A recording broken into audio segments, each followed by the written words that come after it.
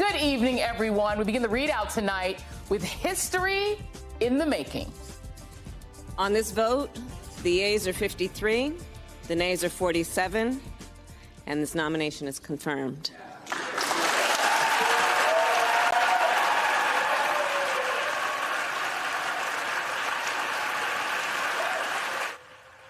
Now, there are days that this job is almost all about horror.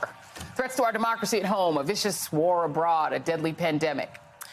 And there are times when this job is just a pure opportunity to get to express the collective joy that so many of us feel, but only a lucky few of us get to articulate on the TV. Well, today was one of those days, a day of joy, a day of victory, and not just for Black women and for Black history, but for America. Today, Judge Ketanji Brown Jackson took a very important step toward becoming Justice Ketanji Brown Jackson, and the first Black woman in our history to hold that post. What a day. And as we were all watching that historic moment in the Senate, Judge Jackson was watching alongside the man who promised that if elected, he would put the first Black woman on the highest court in the land. And today, President Biden's promise was kept. In the end, only 3 Republicans, Senators Susan Collins, Lisa Murkowski, and Mitt Romney, could see beyond their party's neo-Dixiecrat ways to join Senate Democrats in confirming Judge Jackson. But their votes mattered, really because of that. And by voting aye, they get to join in heralding this moment with the image of Senator Romney, who ceded an election to our first Black president, Barack Obama, standing alone on the Republican side, and Senator Murkowski standing with the Democrats, both in applause, resounding and responding to this historic moment. Today was an event celebrated all across this country as the women of the Congressional Black Caucus, shown here, display Black women are supreme. And the Washington Post, as the Washington Post points out, Judge Jackson's nomination also highlighted the relative rarity of Black women in the legal profession. Only 4.7% of U.S. lawmakers are Black.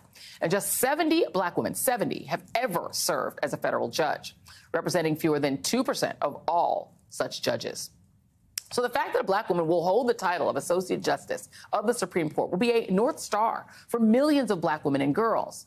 That not only will their voices be represented, but that there is no limit to their ambitions or their success.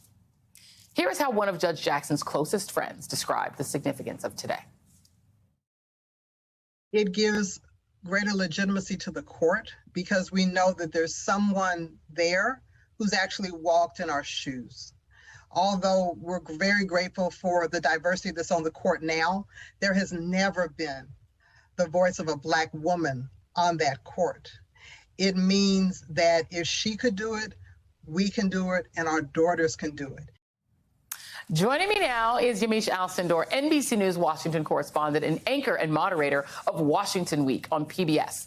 Kimberly Atkins-Storr, columnist for the Boston Globe and co-host of the Sisters-in-Law podcast. And Jamie Harrison, chair of the Democratic National Committee. Thank you all for being here. This is a magical day. And I'm going to just go right down the middle to you, Kimberly, because, you know, that statistic of only, 70 Black women ever sitting on the federal bench, only like 4% of, lawyers being Black women. It's such a rarity. It's hard to imagine it because we both know a lot of lawyers who are Black women. And so it's kind of hard to get your mind around it. And I wonder for you as a Black woman lawyer, what did today mean to you? It means so much, Joy. I mean, growing up, I didn't have a figure like Ketanji Brown Jackson to look up to when my mother said to me when I was a child, you should be a lawyer because you're good at arguing. I just had to go on my mom's word and say, yeah, that's a good idea. But it is a real thing in many professions, but certainly in the legal profession. I was in a class of 400 students in law school, and there were 5 of us, 5 Black women, 7 Black students entirely in a class of 400. So that's 1% of that class. Just over 1% was Black women. It is scarcity. I practiced law in Boston and rarely came across another lawyer who looked like me. So yes, we know a lot of lawyers, and many of them are Black women because of the position we hold now, but that is a rarity. So it is so important for not just, we talk a lot about the little Black girls who are looking up to Ketanji Brown Jackson, and that's really important, but the law students right now who are sitting in the same space, who are persevering in her words, trying to get through, to have that image, to understand that that representation is real, is such a monumentous moment. It really is an important day. Yeah, a big deal for all of our daughters as well. Let me play Vice President Harris, her reaction, because she is a first as well. I mean, this is our first Black. It was something for me to see the first Black woman vice president call and vote for the first Black woman to be on the Supreme Court. Here she is. Let us all, I think, rejoice in who we are as a nation, that we achieved, long overdue, but we achieved this important milestone. I think it makes a very important statement about who we aspire to be, who we are, who we believe ourselves to be. It's a statement about that on our highest court in the land, we want to make sure that there's going to be full representation and the finest and brightest and the best. And that's what happened today. I'm very proud.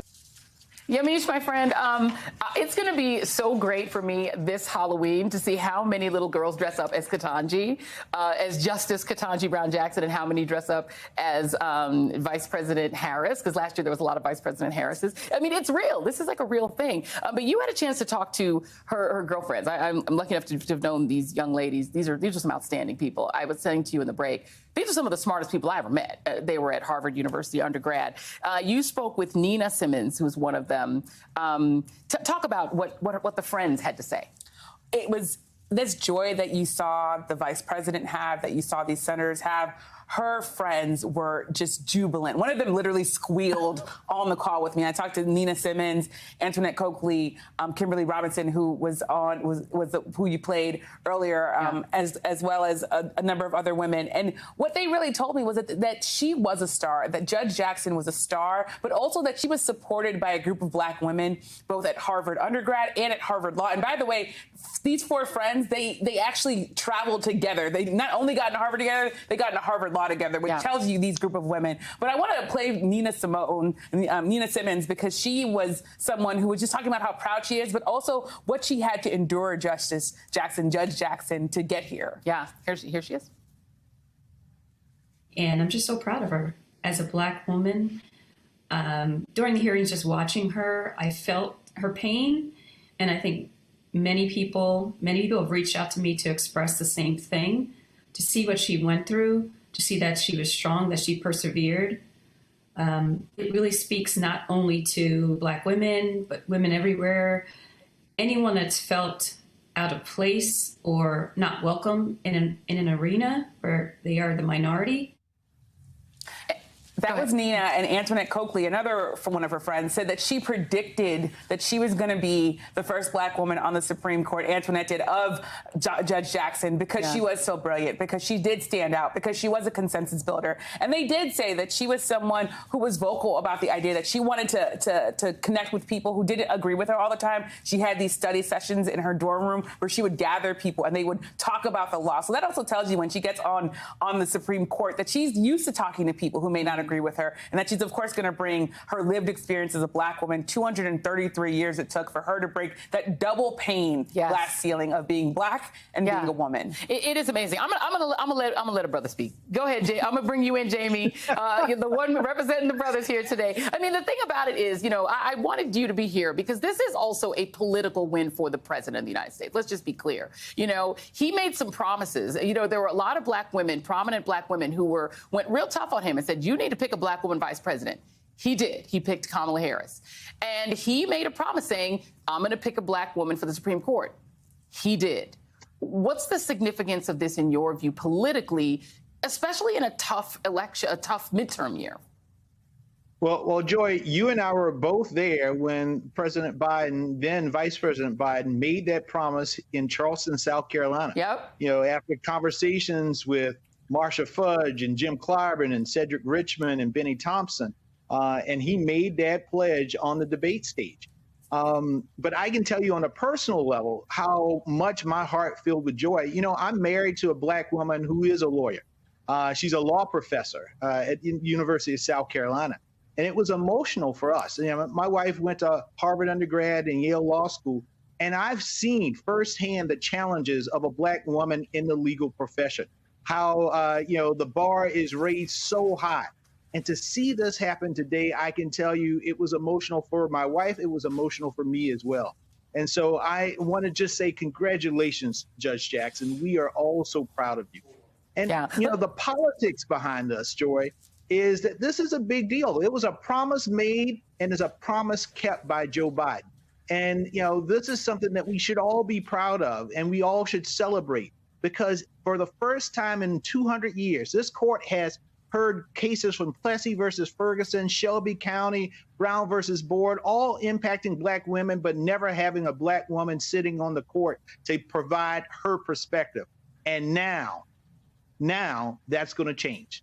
They called her everything but a child of God, Joy. They did. But now they're going to call her justice.